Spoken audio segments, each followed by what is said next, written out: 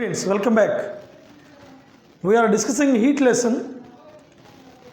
So in this lesson, we are going to know what is heat and what is temperature.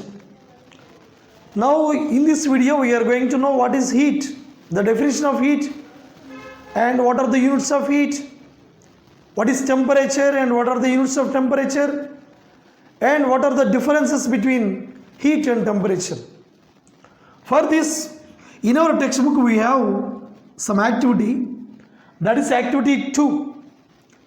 So in this activity 2, we have to take 2 beakers and 1 thermometer and hot water and cold water. Now take hot water in a beaker and then place a thermometer in that beaker. So here the thermometer and the hot water are in physical touch, physical contact. So as we discussed in the earlier video about thermal equilibrium, here thermometer and hot water are in physical touch. Then what should happen? As we all know that hot water and thermometer, when they are in physical touch, heat flows from hot water to thermometer and the mercury in the thermometer. Then the level of the thermometer, the mercury level of the thermometer increases and it comes to steadiness at one point. So when this hot water and the thermometer are in physical touch, the heat flows from hot water to thermometer and the mercury mark of the thermometer increases, and after some time it comes to steadiness.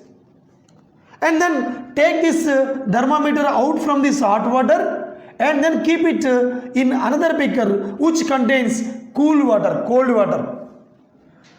So then observe for some time what will happen. Water is cool water and the thermometer is taken from the hot water beaker and kept in this cool water beaker. Then when these two are in physical touch, if you observe, the mark of the mercury mark of this thermometer decreases and it comes to steadiness at one point. From these two examples, when water and thermometer in physical touch, heat is transferred in the first case from hot water to thermometer, and in the second case when we take cool water and thermometer, the temperature, the mark of the mercury mark of the thermometer comes down when we keep this in the cool water. That means heat energy is transferred from the thermometer to the cool water. So from this, what is transferred here? Heat transferred. Here in the first case, heat transferred from hot water to thermometer. The heat of the hot water is more than the mercury of the thermometer. But in the second case, heat is transferred from the thermometer to cool water. That means the heat energy of the mercury in the thermometer is more than the heat energy of the cool water.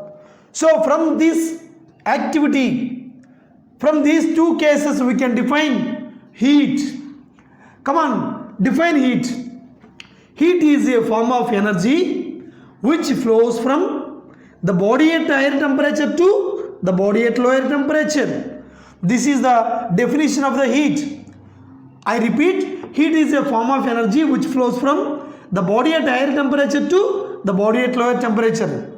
Or we can say heat is a form of energy which flows from the hot body to the cold body. So now come to the units of this physical quantity heat. The serious units of heat calories, calorie. The MKS units of heat, joules. As we said in the earlier video, heat is a form of energy. Energy is measured in joules. So that's why MKS units of heat are joules. Here the relation between joules and calories are 1 calorie is equal to 4.186 joules, or 1 kilocalorie is equal to 1000 calories. Now we can define 1 calorie. The amount of heat required to raise the temperature of 1 gram of water by 1 degree Celsius. So when we supply heat to a body, here if we supply heat to water, what will happen? The temperature of the water rises. How does the temperature of water rise? Because the heat you supply to that water, the temperature of the water rises. So from this we can define calorie. 1 calorie. 1 calorie is defined as the amount of heat energy required to raise the temperature of 1 gram of water by 1 degree Celsius. To raise the temperature of water, 1 gram of water by 1 degree Celsius, the amount of heat we supply is called here 1 calorie. And come back to this activity. In these two cases, after some time, the mercury level or the mercury column of that thermometer comes to steadiness. The steadiness of mercury column or mercury mark indicates that flow between thermometer and water. How can you say that heat is flown from water to thermometer? When you look at the mercury mark of the thermometer, in first case, the level of the mercury mark increases. And in the second case, the level of the mercury mark decreases. Why does it happen? It happens because of there is a flow of heat from one body to other body. That means when the mercury mark comes to steadiness, when the mercury mark stops, thermometer reading shows that thermal equilibrium for those two bodies. Thermometer reading at thermal equilibrium gives the temperature. Here in these two cases, the mercury mark or the mercury column gives the temperature of that body.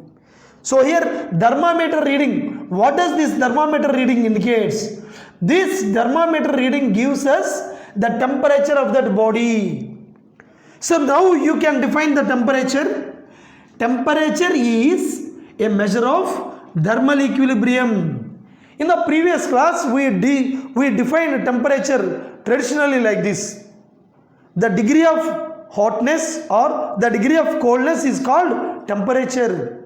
Or we can, in other words, define temperature is a measure of thermal equilibrium.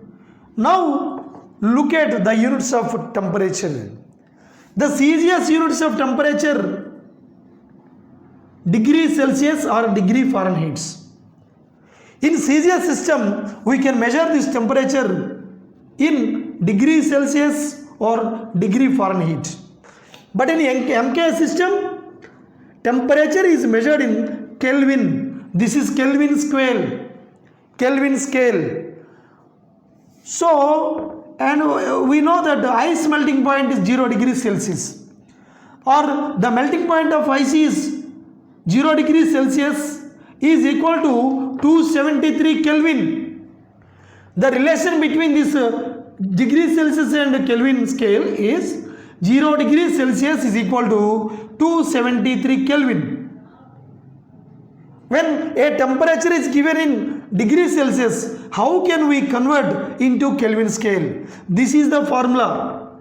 Temperature in Kelvin is equal to 273 plus temperature in degree Celsius. When a temperature is given in degree Celsius, you can convert this into Kelvin scale. How can you convert? by adding 273 for the given temperature in the Celsius scale, you can get the temperature in Kelvin scale. So this is temperature in Kelvin scale is equal to, this is the formula, 273 plus temperature in degrees Celsius. Come on, here other reactivity is there. Come on, you think of two bodies, body A and body B. Body A and body B are at thermal equilibrium. What does it mean? When body A and body B are at thermal equilibrium, both body A and body B are at the same temperature.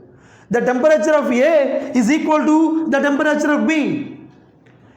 And take two other bodies, B and C.